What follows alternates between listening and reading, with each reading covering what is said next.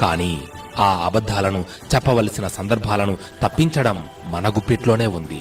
అబద్ధాలను అబద్ధమే అని ఒప్పుకునే ధైర్యం మనకు ఉండాలి. అబద్ధాలను నిజంగా మలచగల ప్రయత్నము మన నుంచే రావాలి. లేకుంటే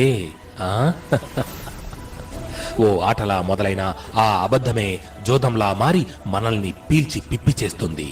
అబద్ధం చెప్పడం మొదలుపెట్టిన తరువాత ఇక ఆ చట్రంలో నుంచి యువతలకు రాలేక పినాసియో అనే చిన్నోడి ముక్కు అతి పొడవుగా పెరిగిపోయినట్లు ఓ చిన్న పిల్లల కథ ఉంది. అది నిజంగానే మారినట్లయితే మనలో చాలా మందికి ముక్కు సహజంగా ఉండవలసిన రీతిలో ఉండదనేది అక్షర సత్యం.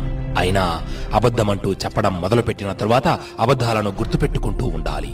లేకుంటే అబద్ధాలే మనల్ని ఏదో క్షణంలో కింద పడేయడం తథ్యం. కానీ నిజం అలా కాదు. నిజం చెప్తే నిర్భయంగా ఉండొచ్చు, ఏ గొడవ ఉండదు, నిశ్చింతగా ఉండొచ్చు. మిత్రమా,